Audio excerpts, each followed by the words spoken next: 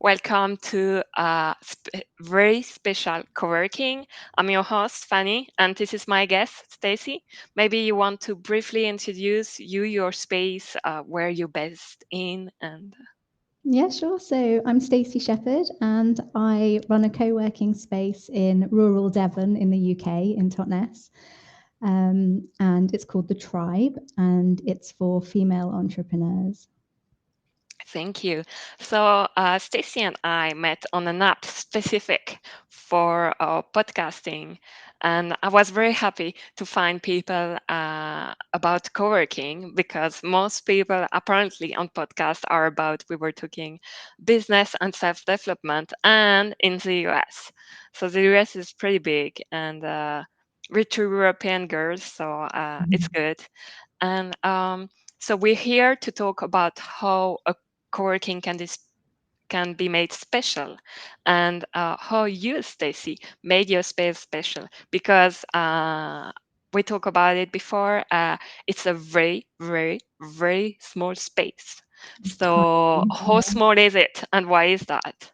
It's about 45 square meters, which I'm in a lot of co-working space forums on Facebook and various groups on LinkedIn. And a lot of people talk about their small co-working space being like 1,500 square foot, which is obviously massive compared to my space. But when I decided to open my co-working space, it was an intention to make it really small. I've worked in co-working spaces before, and I actually found the size of some of them to be a little bit intimidating, and I found it difficult to connect with other people in the space when it was so big.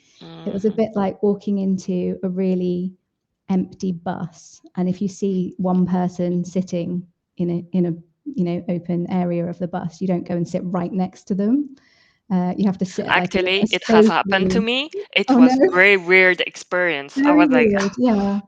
So when I'd walked into a co-working space, I would never go and sit right next to someone else in the space. I'd always like sit at an appropriate distance away from them.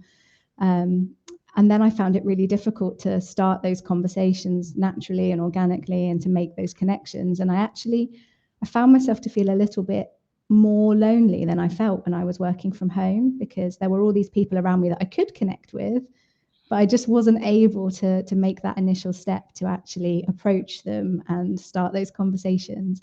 So when it came to opening my own space, I thought, if I make it a really small space where there aren't very many desks and people have to sit next to each other, those conversations will just have to happen because you can't sit right next to someone and not actually engage with like them. a very small bus where you Yeah. have actually to sit next to the Yeah, other there's no person. empty tables or like only one empty table. So yeah, you have to sit next to someone and actually start those conversations and talk because the opposite end of the scale, it would be very weird to sit in a room with four other people all day and not talk to any of them. Hmm. So So yeah. that was really the motivation you had when you started your own space.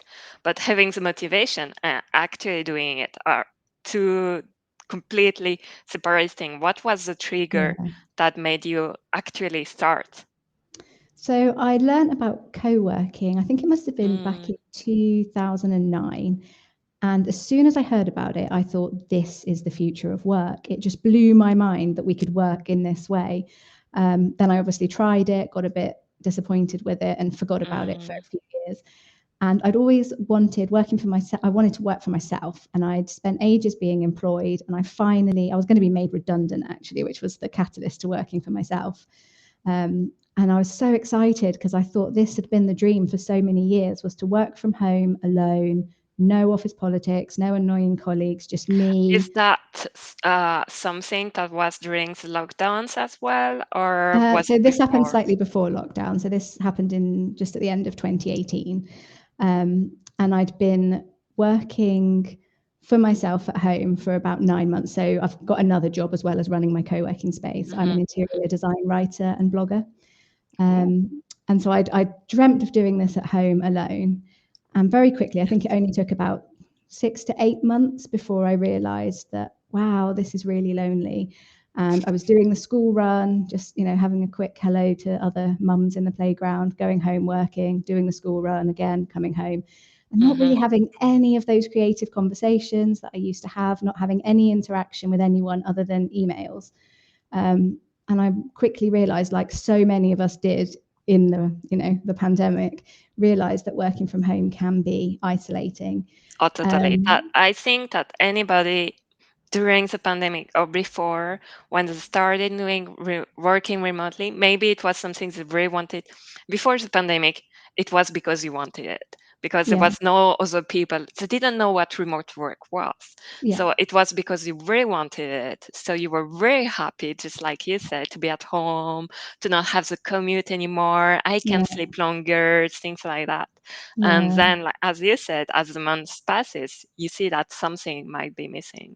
Yeah, and especially for me, Mm, working in a creative industry, I just needed that mhm, interaction with other creatives to spark those ideas and to help me innovate. And it wasn't everything that I imagined it to be. And I was getting some business coaching at the time, about how to grow my business, or how to take it in a new direction. And the business coach said to me, "What do you really want to do?" And I went home and mhm, pondered that question, and I was like, I want to set up a co-working space. And because I work in the design industry, I'd watched the huge growth of design-led co-working spaces like WeWork. And mhm. then I'd seen these female-only co-working spaces cropping up in big cities like London and New York.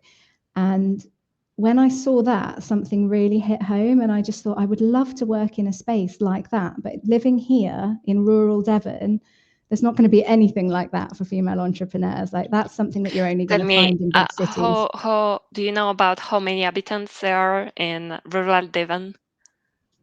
So in Can check. Totnes, in Totnes, where I'm based, Yeah. I'll just do a quick search. There's not many. 8,000. So, Ooh, so yeah, it's really small. It's really small here. very And rural. I knew there would never be anything like, the We Wing work. or Hero Hub or WeWork here. Our nearest city is Exeter, which is like about 40 minutes away, where you can get some more kind of innovative spaces that look a bit more design led. Mhm, But I really thought to myself, if I'm going to leave home where I feel comfortable and I've created this nice environment, I want to go somewhere that is going to be just as beautiful but more conducive to work. I don't really want to pay to go to somewhere that isn't going to inspire me. And mhm. then I realized that actually I have all the skills that I need with my interior design background, my True. digital marketing background, to actually set up a physical space and promote it well. So I thought, you know what, I'm going to do this. This was at the end of 2019.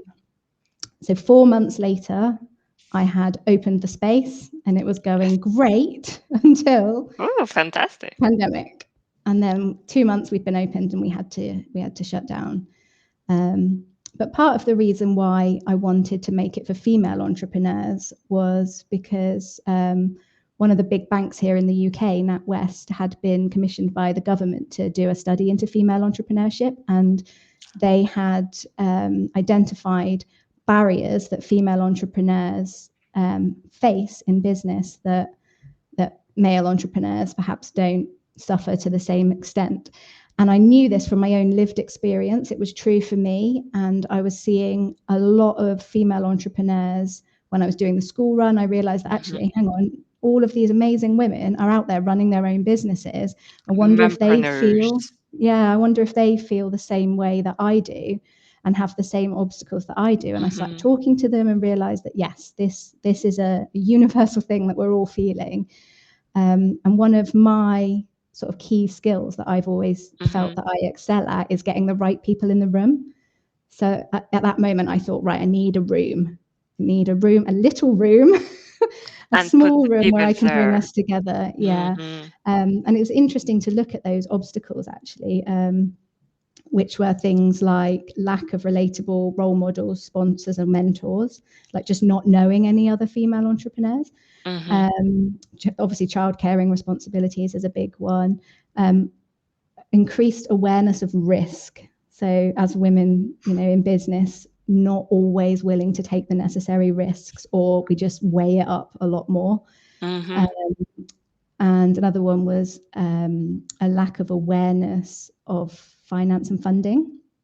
And most of the women that I've spoken to in business over the last sort of almost 3 years now, very unaware of some of the funding opportunities that are out there. And I'm always Yeah, passing yeah. that information on to my members, that there's a grant you could get, or there's a thing you could apply for to help you Good. access that funding. So And the those other one, were there's no, one go other ahead. one, yeah, which is it's the, how do they phrase it? The perceived skills lack of skills, perceived lack of skills. So we don't actually lack the skills, we just think that we lack the skills to Oh, run a that's a big successful one. business. Yeah. Hmm. Yeah, so I wanted to really address some of those issues in setting Yeah. up this space for my users. And that's a conversation you had with your members at the space Mm, until you had to close for the yeah, first lockdown. yeah, which was, I mean, that was a dark time. It took a lot of courage because Yeah. I also had the perceived skills lack, thinking, can I do Oh, this? Can I actually set up a bricks and mortar business with a physical premises? I've worked hmm, online for a decade, but yeah. can I do this in an actual building? It was a big step for me. So having to shut down after just 2 months and not even being able to get into the groove and to, to get any traction with that community, it was quite a dark time, knowing whether Yeah. or not I could actually get through the lockdown, because we didn't know how long it was going to be, that first one, did we? We had no idea. We just didn't know anything. Yeah, there were so many reports in the newspapers as well about the death of co-working, which were petrifying. It was like, we can no longer do this, work in a giant open space with strangers. Are you mad? And then what happened after the first lockdowns? Were you able to open again until with conditions or? Well, initially, because I've got two small children and I was obviously homeschooling them, so I couldn't open straight away as soon as I would have liked to, because I had to stay at home and look after the children. That must have Um, been so something that, else yeah, too. that was Mm. difficult. And then as soon as we could open, obviously not as many people came back as I was hoping would come back, because there was still that fear around being in a room, a small room now, with strangers. Yeah. Um, so it took a while to get people to a position where they were And feeling did you safe enough. have to wear the mask to open the windows or? Yeah, we had the windows open. I separated the desks. I did have the desks sort of all pushed together so that people could collaboratively work, or really Yes. connect. So everything was like, you face that wall, you can face that wall. To each It their was, corner. yeah. So it was a little bit less sort of communal, but Collaborations. Yeah. yeah, but at least we were able to open. Hmm. And then it wasn't until, I think it was after the second lockdown, actually, that I found the energy finally to pivot a little bit, because obviously my strength is digital. It is building online communities. Like my blog has been an amazing experience for me to build a community online. So I knew that I could quickly pivot online and do an online co-working membership. But so much of me didn't want to, because the whole reason that I'd set up this Mm. space in person was because I'd got a little bit sick of working Yeah. alone online. But I knew that it was what my members wanted, because so many of them were now at home trying to Mm. not only run a business, but make sure that it survived in all that uncertainty. And they wanted to connect with other Yeah, people in they the same they yearned situation. for connection and they could Yeah. not get there physically, so they wanted at least something. Yeah. Something. Yeah. So luckily, one of the ladies that I'd met through my co-working space, Claire Collis, she was an amazing woman who's a digital education specialist. So she knew exactly how to set up an online community, and she helped me with like what platform to choose, and helped me to make it the minimum viable product that we needed to give our members what they wanted, in a way that was like cost effective for me, easy to run, while still having to do the childcare juggle, and That's and amazing. Like you and had keep it just the afloat. members you needed. Yeah, Hmm. yeah, it's quite magical actually, working in a tiny space. The amount of amazing connections that come in. Someone will tell me, "Oh, I wish I knew someone who does this," and then like within a week, that person will walk through the door and be like, "Hi, I'm new. I do this." I'm the one you've been looking Yeah, for. yeah, yeah. So, around the second lockdown, you kind of open. You had a few people, way less, that came back. How many was that? Because you're already small to begin with, so it was even Yeah, so it's smaller. probably about a third to a half of the people actually came back initially. Hmm. And And then how many people is that? I try to picture uh, the room. oh You well, might tell me. we've only got 8 desks, so yeah, so maybe like three people a day were coming back instead of like, you know, Yeah. having the room almost full. Um, but what was And really then you had that interesting, online community. yeah, yeah, so we ran that until after the final lockdown, and by that time Mhm. we were getting a clear message from our members that they were done with online. Like they just wanted to get back to in-person stuff. They wanted to come We back will in the be back. office. Yeah, yeah. Mhm. So we decided not to run that again, just because there was no interest from our community in that at that time. It's not to Time say that we passed. won't ever do it Mhm. again, but for the moment, or at that time, people just wanted to get back out in person. Mhm. But what was really interesting that I found, because as soon as I opened, I knew that we were going to really struggle in summer holidays because a lot of our members that come in are parents, are Yes. mums, and they were doing the childcare over the summer. So I was thinking, right, I'm going to have to be really creative here. I'm going to have to think of how we can use the space that's not just hot desking. Can we run some events? Can we rent it out? What can we do to fill that kind of void that we're going to have over the summer? But actually, after the pandemic, because home working was such a huge thing now, I had a lot of tourists actually that were coming down here on holiday, because obviously Devon is a very big sort of holiday spot in the UK. A lot of people coming here on holiday, they weren't taking annual leave for their holiday, they were just working here, finishing maybe at 3. Workation. Yeah, and then going and spending the time with their family. So I wasn't expecting that at all after the third lockdown, or however lost count of how That's many so lockdowns we had now. interesting. But yeah, we had a lot of tourists that Fashion. came down over the Yeah. summer. Yeah. Wow, interesting. So because you're in a touristic spot, you can account for those people. So your regular members did not show up so much during the summer, but you had No. some additional surprise members. Yeah, and we've had a few of them who've Uh, been back 2 years in a row now, and they've said, well, now that our companies allow us to do this hybrid working, yeah. this is just what we're going to do now. We're going to spend our summer down in Devon, like they have family maybe who live around here or friends they're visiting, Hmm. come down here, and then we can carry on working. And I mean, normally they're not my ideal client. They're not the people that I'm trying to attract, because I'm building a community here. So people who just come Hmm. once a year aren't my ideal clients. But given the fact that my ideal clients aren't going to show up in the school holidays, You it's a know, you can perfect, have yeah, different ideal clients, like one the exactly. regular one and the vacation one. Exactly. It's just not something that I foresaw when I opened. It was just a Yeah. complete surprise. Another Um, surprise. Just yeah, the and it's person actually you a needed coming happy, in the door. yeah, yeah, and it's just a happy sort of coincidence that the pandemic Yeah. brought about with Yeah. this new model of working that we're now living with. True, true. And you were saying that you meant to create a space for women who were entrepreneurs. Mm, And I remember, so that's your typical members. But I yeah. remember we talk about you're not close to men. If a man wants to come in the co-working space, he can join. So we don't accept we don't have a membership as such. It's mostly run on day passes, but I refer to members as just like our community members as more of a Yes. general term.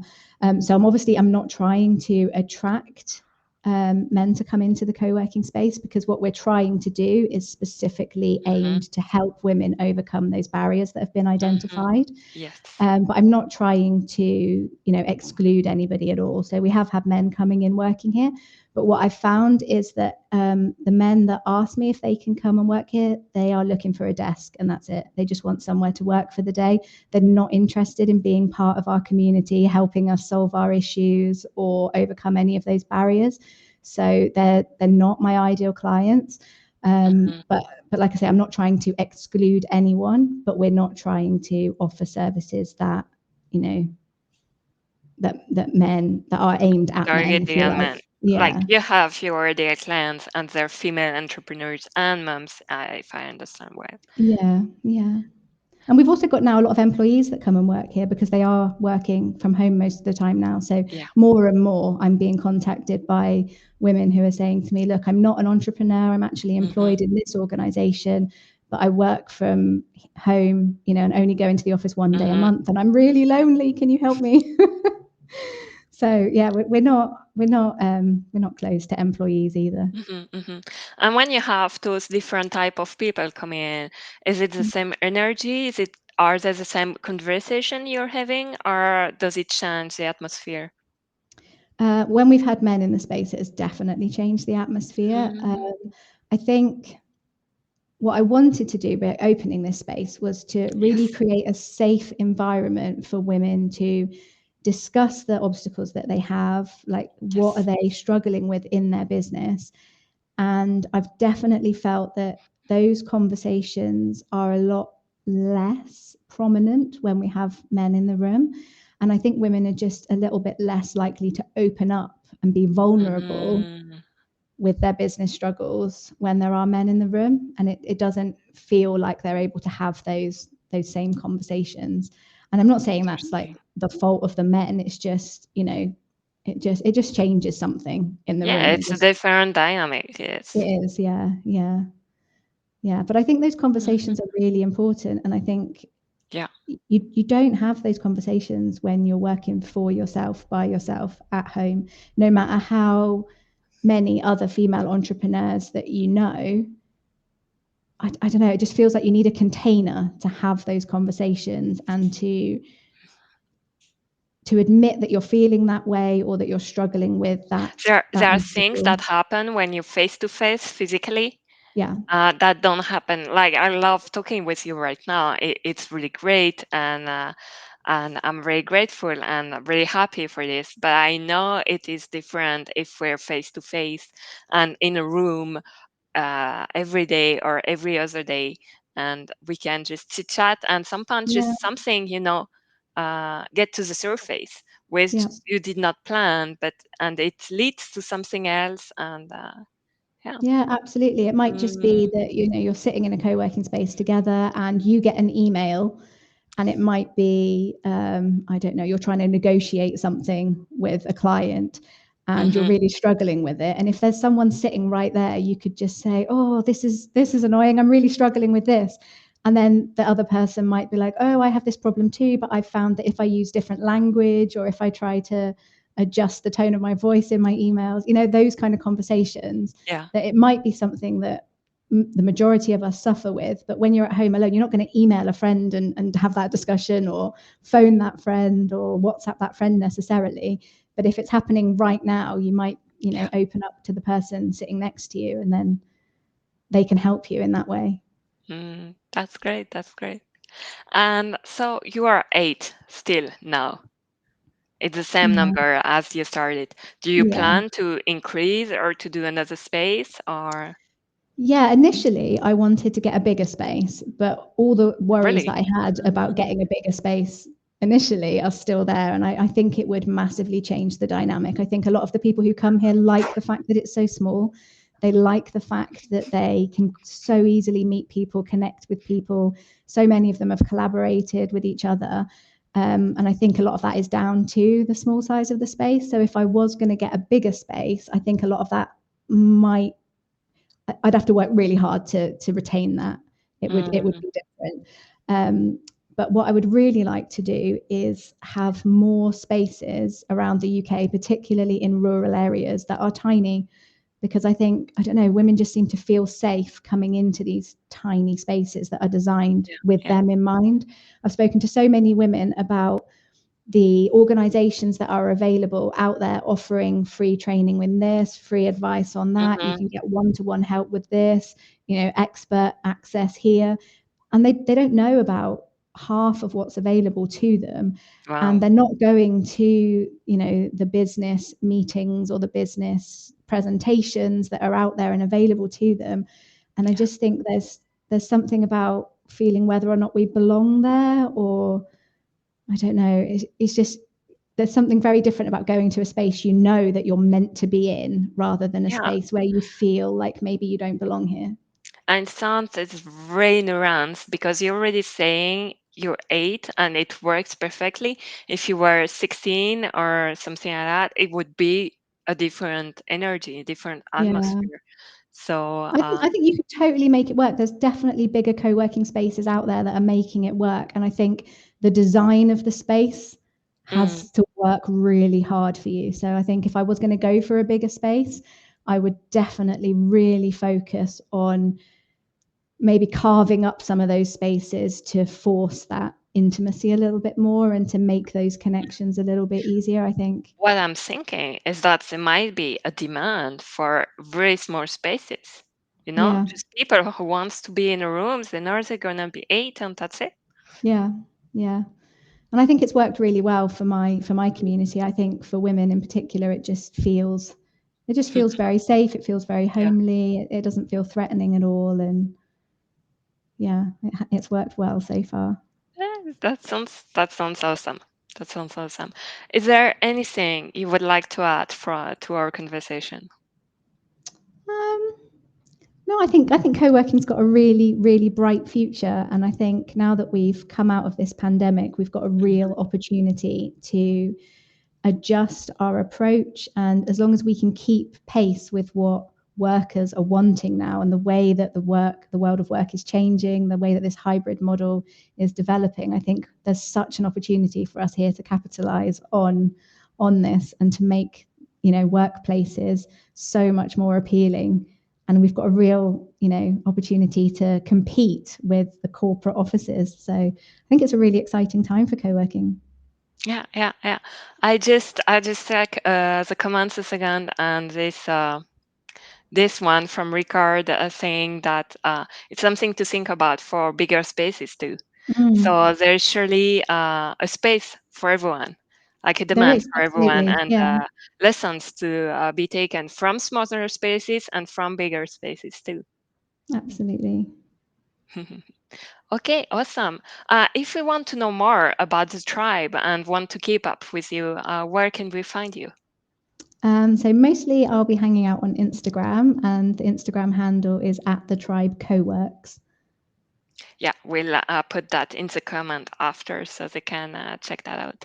Yeah, it's the Okay, same handle on Twitter, and also you can find us on Facebook. But yeah, that's smart. yeah, That's smart. Keep the same everywhere, so it's simple. Mm. yeah. Well, Stacey, thank you so much for the conversation. It was great to hear from a rural, small working space and from your will to build a homely, comfy desk. Oh, thank you And so much for inviting me on. you're very welcome. And for others, thank you for listening. Thank you for watching. If you have any questions, I'll be hanging out on LinkedIn, so drop the comment and see you soon. Bye. Thank you. Bye.